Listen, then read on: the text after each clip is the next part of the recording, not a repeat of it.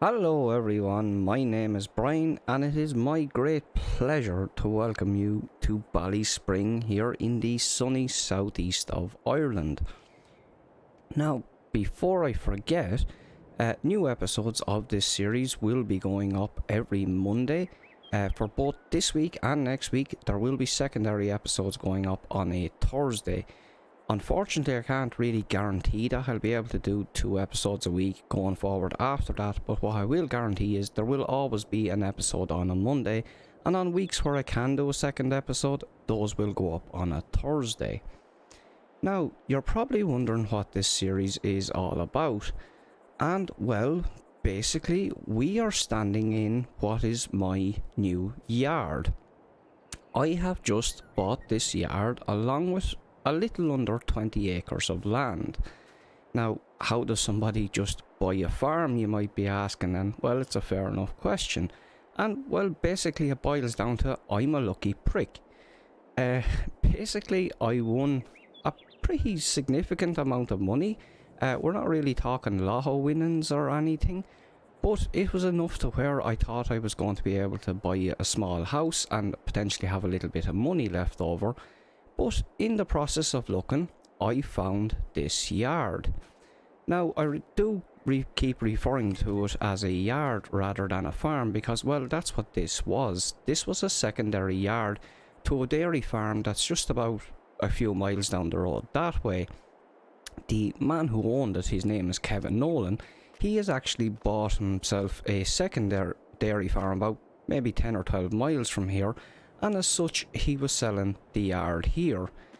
Now, what made it a little bit more difficult for him was that house that you can see just out the front, well, his daughter is actually living in that house and she didn't particularly want to sell it. So they were trying to sell the yard and the attached land without the house, which of course was making it a little bit less of an attractive property for anybody. For us, however, it meant that this place actually fell within my budget. Now, it has left me, of course, without a house of my own, and that's where this little mobile home is coming in. I did have enough money left to buy that, and that is where I'm going to be living for the foreseeable future here. However, I do think it is a trade-off that is ultimately going to be worth it. Now, I didn't just buy this place on a whim. I didn't just move here with no job, no money, no machinery and no plan. But I did kind of move here without 2 of those things because, well, currently I don't have a job. When I decided to move here, I had to leave my last job with a contractor, and yeah, that's something that's going to have to be sorted out.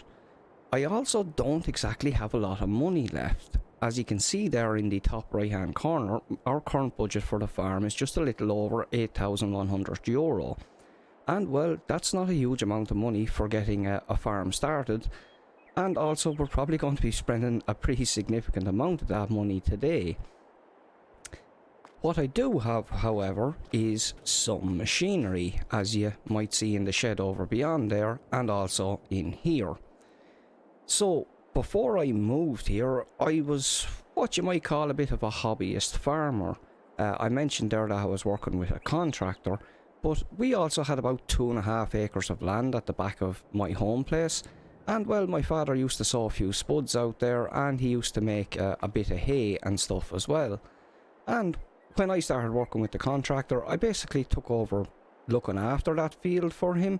And I started taking on a few odd jobs with the baler in the evenings, trying to make an extra bit of cash and yokes as well. And well, eventually it got to the point where I was able to sell the square baler, and I bought this little Class Roland here off a neighbour of ours who was selling it. It's a pretty old machine, but it's always been very, very good for me. A little while later, I actually sold the old mower we had, and I bought that little Pottinger you can see there in the back, which is it's a right good little mower as well. And yeah, over time, I basically ended up saving up enough to buy a little tractor of my own. My father still has his little International, but I got enough money together to buy this one, which is a Massey Ferguson 675. And as you can see, she's fairly old, she's an 87, but she's in decent nick. And well, this is probably the closest thing I have to a babby, I suppose. But as for the rest of the stuff, like our fertilizer spreader back there, it's all just a few bits that has sort of accumulated over the years. We have an old tine cultivator here in the back, and then I have a little mechanical harrow here in the front, which is basically a very early version of a power harrow. This one obviously doesn't have a rotating wheel on the front. Instead, there's an arm there when the PTO is on, and it basically just shakes those plates in the front from side to side to stir up the soil. And yeah, it's an old piece of kit, but sure, look, it gets the job done. The last few bits are just my little tether there, which is a recent purchase actually, because I did have the hay bob, which you can see in there behind it as well. But my plan was to trade in the hay bob to buy a windrower to go along with this little tether. And well, that's something that may well happen now that we're going to be working on a bigger scale down here. So today we are going to be heading out to one of our fields, which is field 77, which is just over this direction. It is our one and only arable field, and so all the rest of our land is grassland, and most of it is directly surrounding the farm here. We have field 72, which is just a little half-acre paddock over there beside the mobile home, and we have 4 grass fields straight out the back here, 1 attached to the shed and then 3 down this way. We have field 71 right there, which is just a little 1-acre paddock, and then we have field 69 out here, which is a very, very nice field, I have to say. It's just along by the roadside, and we'll probably get a better look at her there in a few minutes. Now, we do have one more piece of land, which is in fact actually our biggest field, and that is located basically down in the heart of the little village down the road here. It's in at the back of our local dealership, which we'll actually be paying a visit to in this episode. But we are going to get cracking on here with a little bit of work. So we're going to hop into the 675 here. And we'll get it started up. Now, we are actually going up to collect my one other piece of kit, which is my low loader. I have just dropped it off at a place called Brophy's, which is basically the local granary. They were going to get it loaded up for seed, or with seed for me. I didn't really have time to sort of hang around there for them to load, because I had to spread a bit of fertilizer. Yeah, right, we look good here. We'll get on down the road, and yeah, they're not too far away here, but we've a bit of driving around to do in today's episode, but sure, it'll give you a chance to get a look at the local area a little bit better.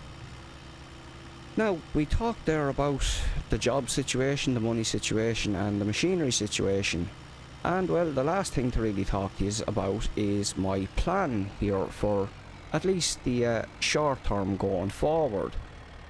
And a big part of that plan is going to be our arable field there, which is field 77, because what we are on our way to collect is just over 5 tons of potato seed, because I am going to plant potatoes down in that field.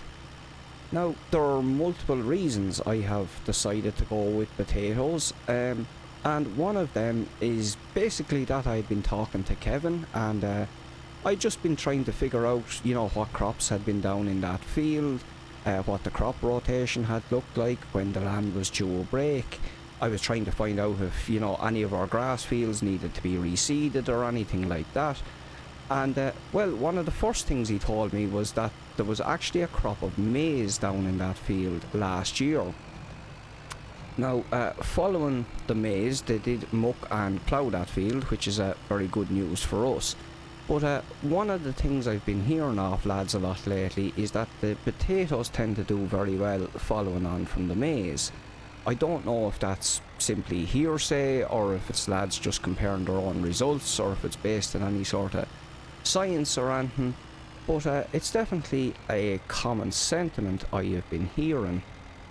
So, we're just here, and as you can see, my little low loader is there, so I'll swing us around here and get us attached up to it. They actually have the local mark down here as well. Now we'll just get our hitch down. we'll get back. And we'll get her up connected. Right, so I'll stop off the tractor here and jump out. And yeah, as you can see, we have quite a lot of seed. There's just a little over 5 tons there, and we're probably going to need every bit of it to get that field sown, because potatoes, of course, have a very high requirement for seed. And well, this didn't come cheap either, because this is going to cost us about €2,400. So, right, I better go and pay for this, and then we'll get on our way back up to field 77. So, something else Kevin had said to me was that he had actually intended on putting in a catch crop or a cover crop down here this spring, but it was just something he hadn't actually got around to. Now, if you're not sure what a catch crop or a cover crop is, basically that is a crop that you put in with the main purpose of rejuvenating your soil. Now, there are all types of different catch crops. There are ones you harvest and ones you don't harvest. The ones you don't harvest, like something like a tillage radish maybe, they are basically sown, and as the plant starts to mature, it is worked back into the land with either the plough or the cultivator, and essentially it will act as a green manure. Once the plant gets worked back into the land, it will start to wilt and rot, and then it will start to release all the nitrogen and all the nutrients stored within it. Now, potatoes can work in a similar manner, where the stalk of the plant is actually very efficient at holding on to nitrogen, and so when that gets worked back into the soil, it will act in a similar manner to any of the other cover crops, where it should help to give you quite a big boost, especially to your nitrogen levels. The potatoes in particular tend to give a very good boost to your nitrogen levels, which is of course very beneficial for your next crop. So we're just down in field 77 here now, and I'm trying to figure out the best place to leave our trailer. I think we might just pull it down here, because we're probably going to start planting on this side of the field, and we'll probably have to refill fairly often, so maybe just get her dropped off about here, and we can get on our way down to the store. So if you hadn't guessed, what we are actually on our way to collect is a little potato planter. It's a nice little machine. It's a small machine, as you'll see, but yeah, no, she seems in pretty good order, so it should serve us hopefully fairly well. Now, the potatoes, while they can act as a good catch crop, there are also drawbacks to the potatoes. There are benefits, of course, in mainly being that it is a crop we are going to be harvesting, but there are drawbacks. If you were doing potatoes on any sort of big scale, you're talking about a lot of big heavy machinery coming in and making a lot of passes over your land, which is obviously going to be very hard on the land. Now, luckily, we are going to be able to avoid that, because we are going to be using small light machinery, and we're not even running a de-stoner over it, because, well, I don't have one.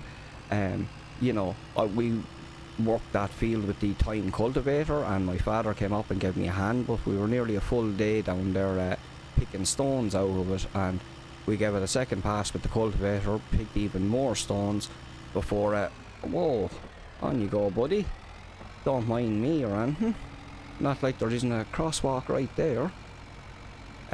Sorry about that, everyone, but yeah, as I was saying, we got the stones cleared anyway, and we gave it a couple of runs of the mechanical harrow at that point, and yeah, we've ended up with a pretty nice loose fluffy seed bed, which is exactly what you want for your potatoes, of course. Now, we are just here. This is the local dealership. It's owned by a man named Wes, and he's a nice lad, and as you can see, it's not a very big yard down here.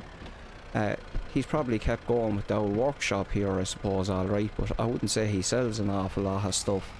But I'd say this yard acts as more of an advertisement for his other yard, to be honest, because he has quite a big yard in the next town over. And, you know, he probably gets lads passing here. I think I might need to straighten up a little bit more on that. He probably gets lads passing and they see a bit of machinery and they call in, and sure then he can tell them to head down to the other yard, you know. And that's exactly what happened with me. I was, oh, here, I better stop this off for a moment. We better not connect it up until I go pay him. But, yeah, I was passing by and I was actually dropping in a couple of flyers because I had a couple of flyers and a couple of cards made up just to say that, you know, I was available for a bit of work if anybody was looking for it, you know, be it mowing or baling, or if anyone was looking for a farmhand or anything like that. But, yeah, he has some nice kit down here all the same. Lots of nice massies anyway. That one's an older one, but God, she's in good nick. Oh, she nearly looks like she's been restored or something. A nice little roar there as well. Probably out of our price range, but yeah, like I said, that was what happened to me. I called in and I asked him about the planter, and he told me to go down to the yard to check out this one. And well, as you can see, she's seen a day or two's work in her life, but I know she's in good order. The points all look in good condition. The old blades are in good condition. The wheel turns freely, and she hasn't the biggest tub in the world, granted, but there's no rust or rot on it, so, you know, it's about as good as you can ask for the money. You know, he was looking 1,500 for this, but we had a little bit of back and forth on it, and I ended up taking it for 1,300, which I'm pretty happy with, especially to find it locally and cheap, and you know, fairly quickly then as well. So, speaking of money, I better go in and pay this man before he comes out here after me. But hopefully once we're done with that, we'll be up at the field and we can get planting. So, as you can see, planting is underway here. I just wanted to make a wee start at and make sure everything was alright. I didn't want to start off this session with a string of curse words or anything, but yeah, I made a little minor adjustment there to the top link just to pull her in a little bit more, but she seems to be digging in well and she's covering the rows well, so you know, that's about all you can really ask for with it. Yeah, seems to be running fine for us. Now, we've talked a good bit about our spuds here today, but to dig into the real reasons why we've chosen to go with potatoes. The potatoes are something that we can get in and out of the ground relatively quickly, but also relatively cheaply. You know, there probably was time to maybe put in something like a crop of oats or sorghum or something like that, and while I could have maybe bought a little sower of some sort, I would have had to pay someone to harvest that crop for me. Whereas the potatoes are something we should be able to get in and out of the ground ourselves. Now, while we will be able to get him in and out of the ground relatively quickly and relatively cheaply, because, you know, whatever we buy to pull him out of the ground with is going to be something that won't probably break the bank. It'll be something like a little potato spinner or a potato digger. But it is going to be a machine that is going to throw them back out on the ground. So it's definitely not going to be an easy job. There's going to be a lot of hardship involved. I haven't given them the good news yet, but I'll probably be employing the services of the brother, the father, the two nephews, and maybe even a cousin or two if I can rope them into it. But yeah, like I said, it'll be hard work, but sure, look, we'll get it done. And we'll get it done because at the end of it, we'll be waiting a potentially pretty huge payout for us. You know, potatoes are not something people always think as being the most profitable crop, because, you know, on paper the price per tonne is actually pretty poor.